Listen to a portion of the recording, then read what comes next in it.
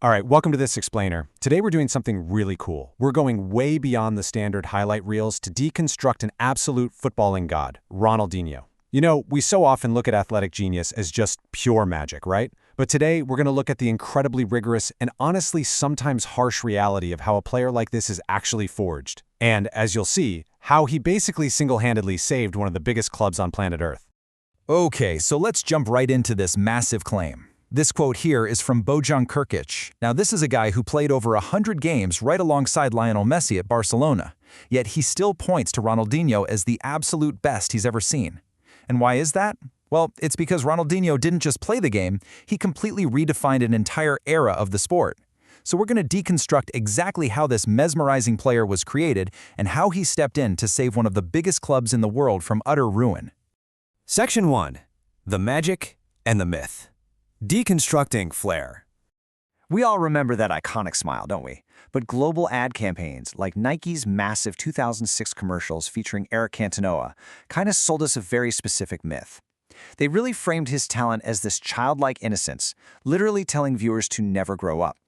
It pushed this romantic idea that Brazilian players are just, born with magic in their boots, effortlessly dominating on the streets and bringing that raw, unpracticed joy straight into the massive stadiums. But here's the thing, this effortless flair, it was a bit of an illusion. The media absolutely loved to paint South American players as exotic or undisciplined natural talents. But the reality on the ground? For players like Ronaldinho, it actually involved years of grueling, highly structured indoor training, not to mention navigating some really intense social prejudices. It was relentless hard work, brilliantly disguised as just playing around. And this really illustrates something fascinating about the sociology of race in sports. Since the 1930s, scholars promoted this idea that Brazil's unique racial mixing created a very distinct, creative, and almost dance-like style of play. And while this idea of Brazilianness definitely helped build a national identity, modern sociologists point out that it also created a very specific and sometimes exoticized expectation of Brazilian athletes when they went to Europe. It ended up masking the intense athletic discipline actually required to succeed at that level. It's a great reminder of how easily we buy into marketing myths over the actual athletic reality. Moving on to Section 2, the Futsal Foundation, Beyond the Streets. So where does the magic actually come from? Enter futsal. Imagine a ridiculously fast-paced indoor five-a-side game where the ball is super heavy and barely even bounces. You're playing in spaces so tight they practically feel like a phone booth. Ronaldinho actually started playing futsal at age 7 in Porto Alegre for the Grêmio Academy.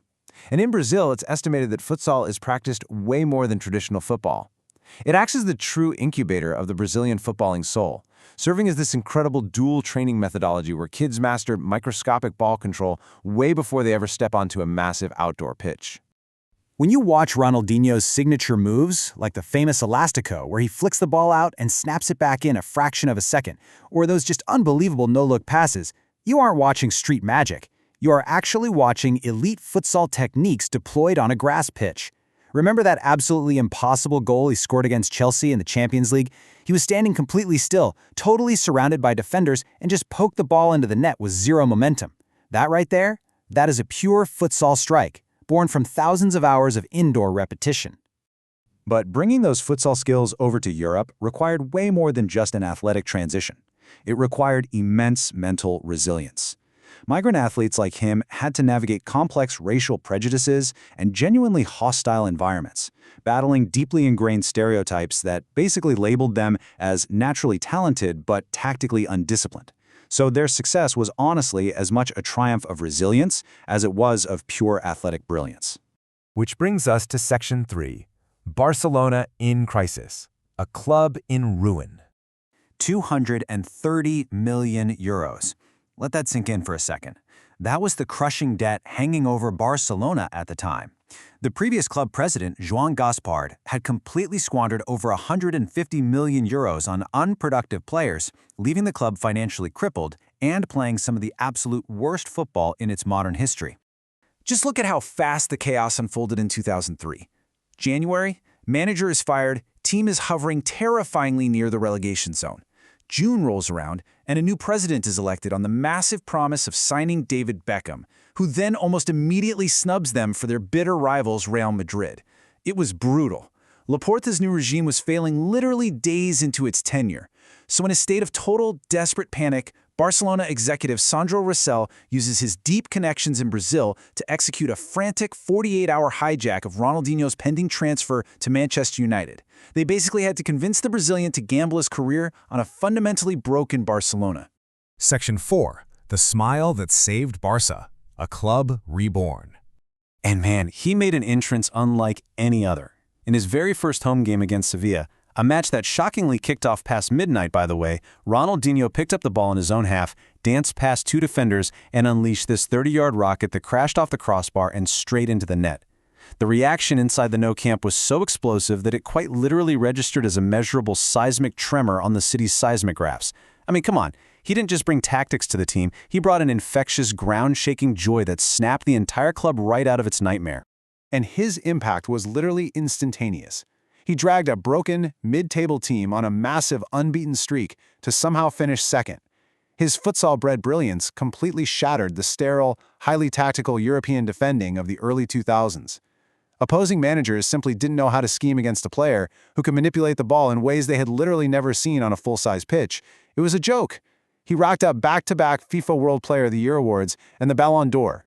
But you know, perhaps his greatest contribution was setting the stage for what came next.